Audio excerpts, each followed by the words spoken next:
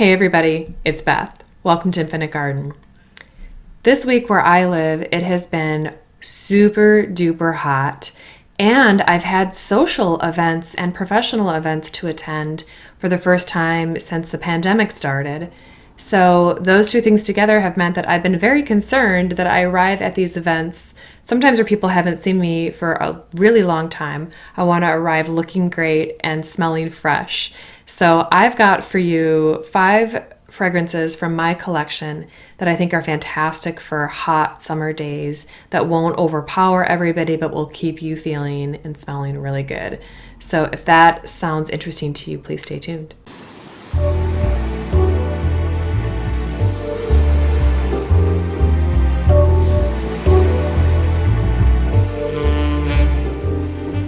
So I don't know about you, but the pandemic situation has made me really comfortable being at home and, not socializing so much. So now when I'm going out and actively socializing, I'm finding that I just get so tired so fast.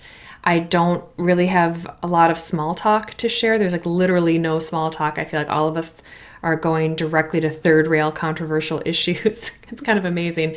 Actually, I'm kind of into that personally, but that has been really interesting. And I'm finding that it's, a lot of people that I used to know are coming out of this situation looking really different, myself included, with the hair. And also just sort of with a different attitude. Anyway, that has been really interesting. I've become more focused on different perfumes. I've always loved perfume. I've always been interested in it. But during this time, I think also with the sensory deprivation a lot of us experienced, I turned to perfume to kind of keep my senses active. I don't know. But I've been doing the research. I've been out there, learning more and more, and I'm bringing this to you because I think that everyone should smell fantastic. The first perfume I want to talk to you about, I just bought the travel spray, but that doesn't mean I love it any less. It's Toca Stella. Are you familiar with this line? I like Tocca's fragrances very, very much. I think they can be somewhat fleeting. So these little travel sprays are great because if I want to wear this, I can also carry it with me with no sweat and reapply it throughout the day. This one smells kind of like an orange dreamsicle, only more transparent than that and more sparkly.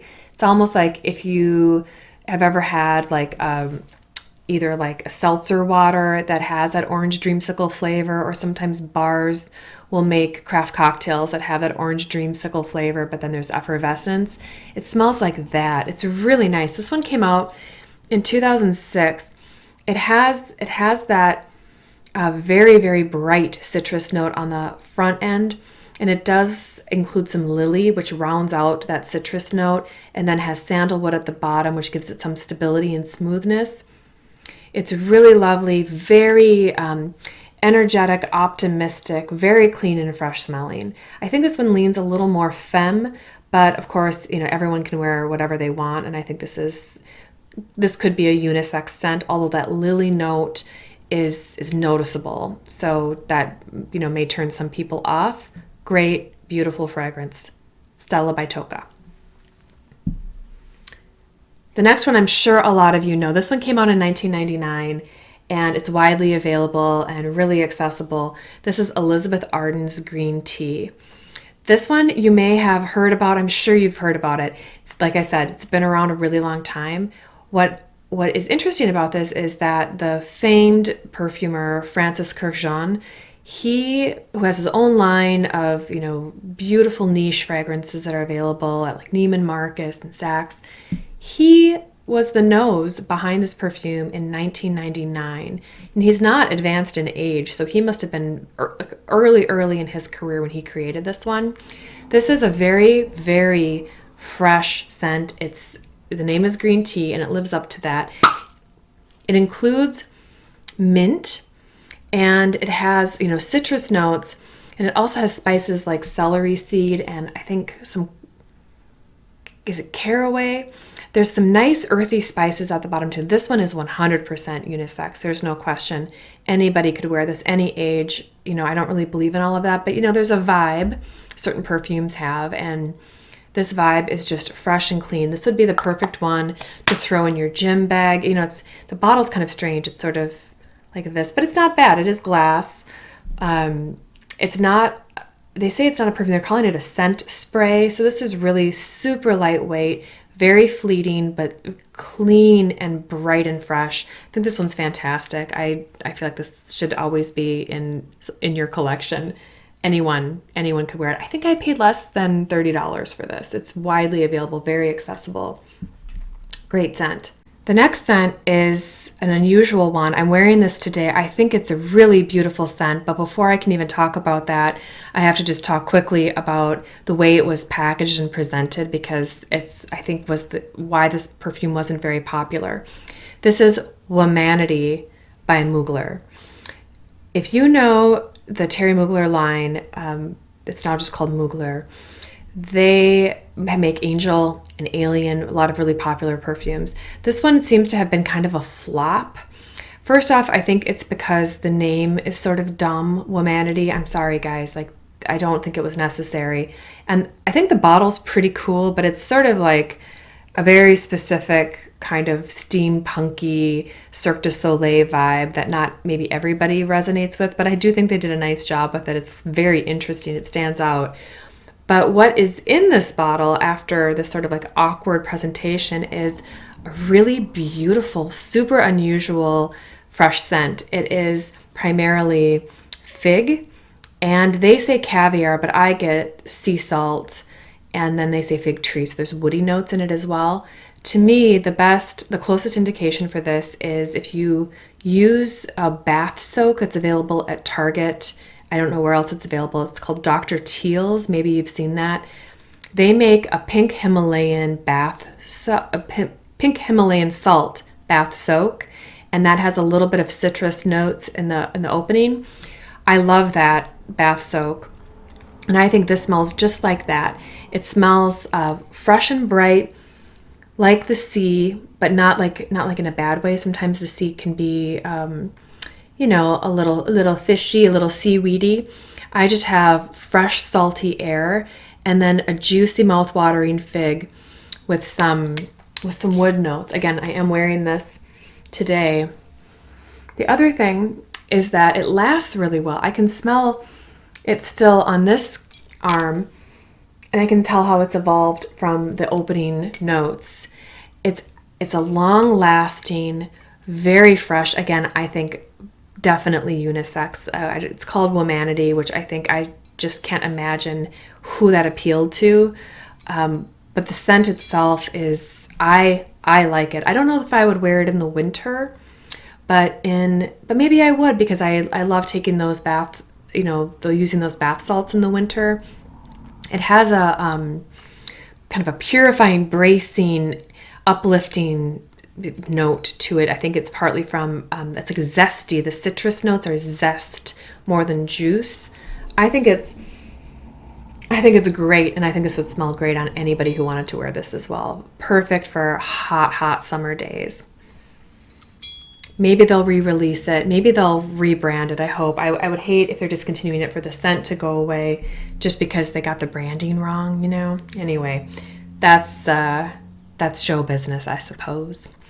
Okay, next. Oh, anyway, that one came out, since I'm sharing that one came out in 2010. It's been out for 11 years. I don't know. I feel like I'd love to hear if any of you guys have ever heard of this one before.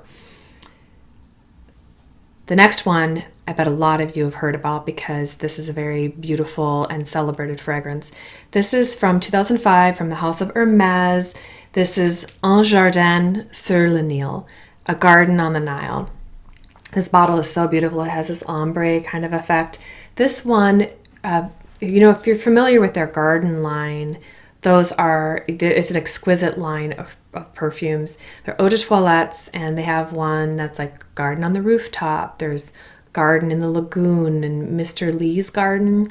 This one is, for being on the Nile, one of the notes they say it has is bulrush, which is kind of cool.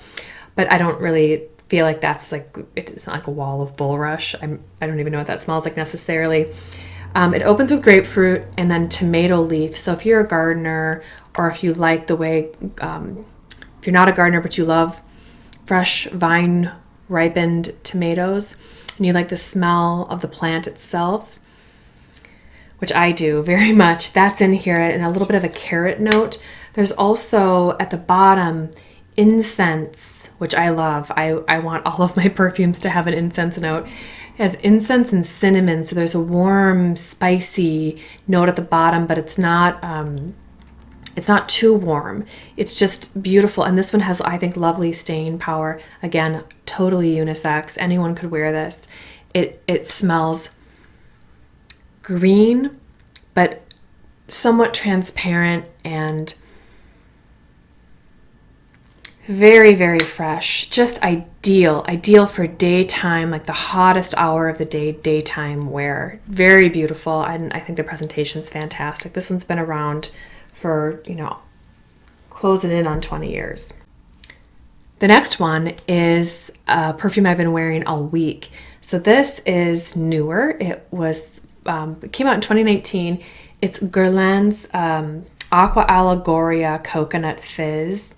You can tell this is a smaller bottle, and I don't know, I've already used quite a bit of it. It's new to me. I have really been loving this. This smells like a coconut that you've cut open fresh on the beach, and you're eating the coconut fruit, like the flesh of the coconut. It doesn't smell like dessert coconut, and it's transparent and effervescent. That fizziness is really there. So you can imagine, or like pouring a little bit of club soda into coconut water. It also has it has freesia in the notes, as well as tonka bean and sandalwood, so that freesia extends the coconut a little bit, and then the sandalwood, as always, smooths it out, and the tonka bean kind of reinforces its deliciousness. My husband's been loving this one. I'll spray it on myself in one room, and he'll smell it coming into the room if I move. Like if I'm in my bathroom and I'm spraying this on me, I go and sit in the living room, and he comes into the living room later. From across the room, he's been saying, "What is that delicious smell?" Which is kind of surprising, because this is an eau de toilette, and you wouldn't think it had that much lasting power or staying power. He has a really good nose, but I still think this perfume is quite good in its performance. And it's not an overpowering perfume scent. So if it is hot and you are in close quarters with people, I think they might be able to smell it, but I think it'll be very subtle and just nice. So this is the one I've been carrying along with me when it's just beastly hot, and I know that I smell fresh, I smell delicious, and I can feel confident about that in this time. Do you change up your perfume in the summertime? What do you like to wear? How do you like to smell? Are you able to wear your sweet, spicy perfumes in the summertime? I know one lady who was at the salsa party, she was wearing some flower bomb, and I could smell that. That one, I think for me, is a little too much in the summertime, but it smelled fantastic on her. So I don't know. I know everybody has a very personal experience with perfumes, and I want to hear about that from you. Let me know what you think in the comments. Thanks. Take care. See you soon.